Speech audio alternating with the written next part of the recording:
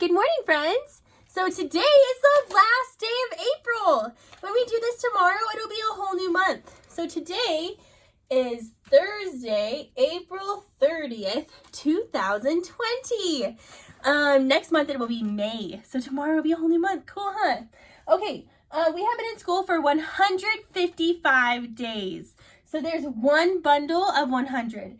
There are 5 bundles of 10, and there are 5 ones to make 155 days. All right, we have somebody that lost their tooth. So this person is in our morning class, and their name starts with a K. Can you guess who it is? It's Colton. Colton lost a tooth. So since it's the last day of April, this is the last tooth that we could lose in April. So there are 8 teeth that we lost in April. Is 8 winning? By looking at my chart, is 8 the most? No, because look, this one has more. It's not the least though, because look, this one has less. Also down here, this one has less. That one has less. So it's kind of in the middle, huh? Okay, nice, Colton. I'm so glad that you lost a tooth. That is so fun. Okay, you know how a puzzled penguin makes mistakes? So today we are going to, I'm going to make a mistake, and I'm going to see if you can tell me what my mistake is, okay?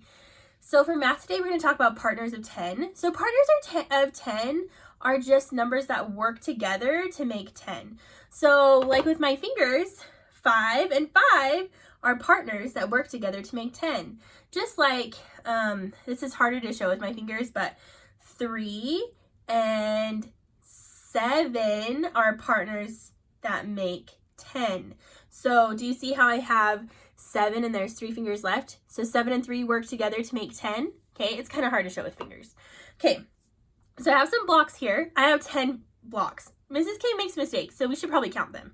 Ready? 1, 2, 3, 4, 5, 6, 7, 8, 9, 10. Okay, I have 10 blocks. Okay, I'm gonna be like Puzzled Penguin and I'm gonna make a mistake. Okay, so let's see. I want to make partners of 10. So I have these blocks. I want to know if these blocks work together to make 10. Okay. So on this one, I have 1, 2, 3, 4, 5, 6. And on this one, I have 2. Do 6 and 2 work together to make 10? No, silly Mrs. K. They don't work together to make 10. 6 and 2, let's put them together and see how many. So this is adding 6 plus 2 equals, let's count. 1, 2, 3, 4, 5, 6, 7, 8. Oh, they only make 8. Oh, it's because I accidentally took these 2 off. That's why. Okay, so if I was trying to make partners of 10, so I have all my 10 right here. If I want to make partners of 10, I would just break them apart and keep all of them, because then it would make partners of 10, like this. 1, 2, 3, 4, 5. 1, 2, 3, 4, 5. 5 plus 5 equals 10. Or I could break it another part away, like this. 1 plus 9 equals 10. Or 2 plus 8 equals 10. So when you're thinking about partners of 10, I want you to remember my blocks, because it's the same thing. When we want to make 10, there's lots of ways we can make 10, right? Any ways that I can think about breaking these apart make 10. But if I would make a mistake if I took some and put them away. That would make a mistake, huh? Because I have to keep them, okay? So are there more than one way to make 10? Yeah, there's lots of ways to make 10, huh? These blocks would definitely help me with that. I wish we were in class so we could do a fun activity with these, but since we don't have these at home probably, it'd be kind of hard, but I bet you'll do it in 1st grade. You guys are almost 1st graders. Did you know that? Oh my goodness, you guys are so close to being 1st graders. Okay, so yesterday we went on a field trip. So some of us went to the San Diego Zoo and some of us went to a drive-through ranch. So I wanted to read a book about some animals. So at the drive-through ranch, we saw animals that were like farm animals. So we didn't see any elephants or cheetahs or anything, but we did see cows, and we saw bunnies and chickens and goats. And so this story has some of those animals in it. Okay, so I thought it's a really fun story to read. This book is called Click, Clack, Moo, Cows That Type. So in science, we have been talking about motion. Motion means things that move. So I want you thinking about some things that move in here. So remember, there's different ways we can move. by pushing, pulling, and by gravity, pulling things down.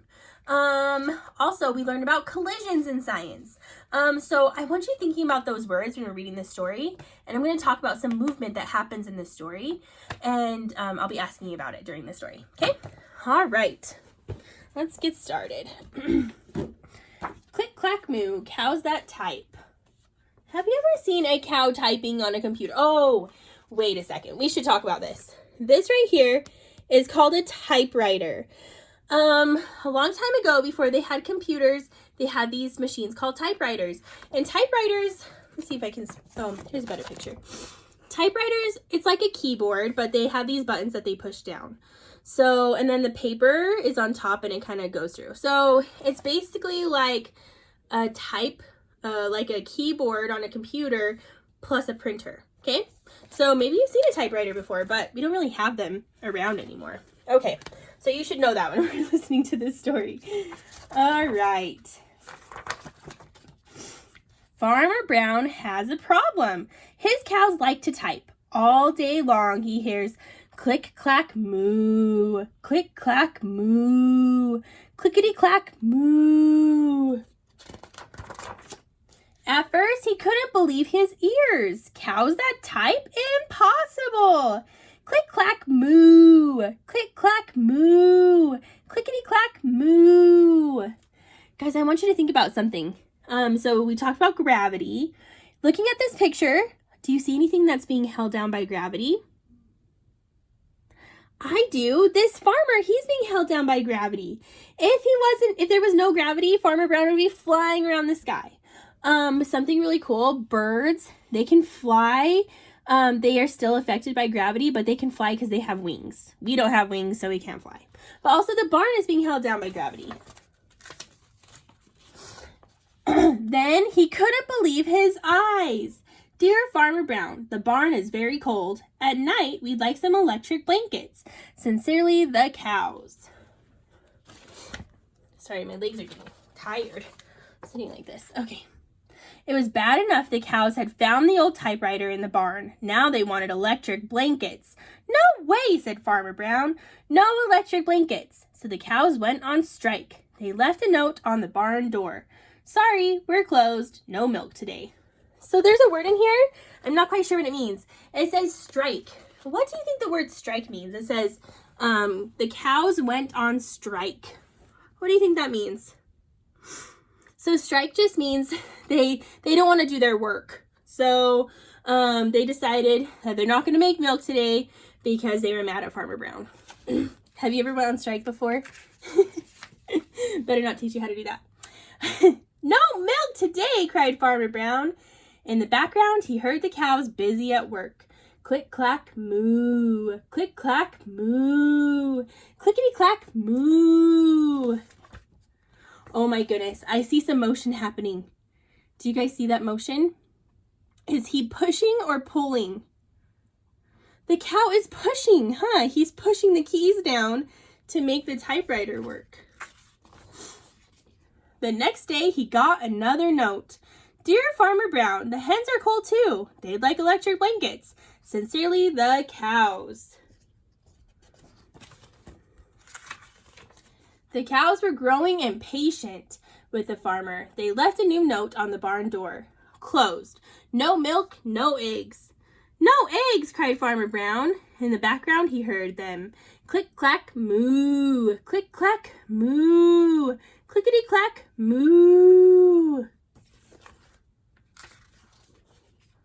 Cows that type? Hens on strike? Who ever heard of such a thing? How can I run a farm with no milk and no eggs? Farmer Brown was furious. Do you guys see gravity in this picture? I do. These cows are being held to the ground by gravity. If there was no gravity, they would be flying around the sky. Have you guys ever seen flying cows before? I haven't. Did you know every picture we actually look at would have gravity in it and we could see things being held down to the ground? That is so interesting. Also, I noticed Farmer Brown, it says Farmer Brown was furious. If I didn't know what furious means, I could look at the picture and it could help me figure it out. I see Farmer Brown right here. What do you think furious means? Furious means that he's angry. He's really upset. Farmer Brown got out his own typewriter. Dear cows and hens, there will be no electric blankets. You are cows and hens. I demand milk and eggs. Sincerely, Farmer Brown. What motion is happening in this picture? He is pushing, He's pushing the keys down.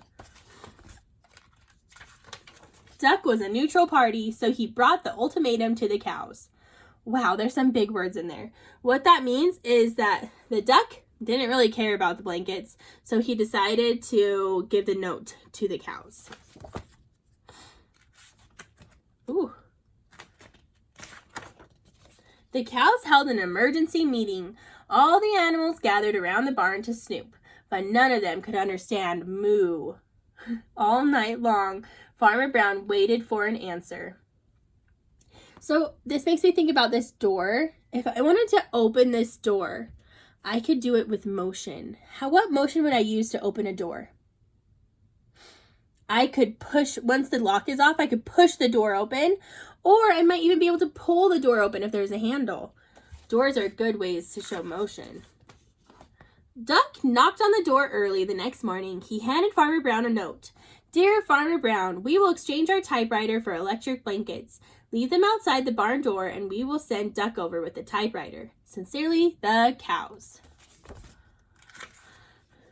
Farmer Brown decided this was a good deal. He left the blankets next to the barn door and waited for Duck to come with the typewriter. Do you guys have electric blankets at home? I have one. They have these buttons and you turn it on and then it makes the blanket all warm. How do you think these animals feel about having the electric blankets? I think they're happy. I think it makes them sleepy. The next morning, he got a note. Dear Farmer Brown, this pond is quite boring. We'd like a diving board. Sincerely, the ducks. Click, clack, quack. Click, clack, quack. Clickety, clack, quack. Oh, they got a diving board. So when the duck jumped off the diving board, what kind of motion happened? He pushed on it, He pushed on it to go down, and then he bounced off of it. Wow, motion happens everywhere. That's so funny. I think it's funny that the cows were asking for something. Now the ducks are asking for something. What animal do you think is going to ask for something next? Do you think the pigs are going to ask for pizza? Maybe. Okay, so today for school, we are going to learn a sight word. We're going to learn this sight word. Play. This is the sight word play. Guys, I bet you love the sight word. I think if you could choose a sight word, this would probably be your favorite, Do you guys like to play? Well, now you guys are going to know how to spell it.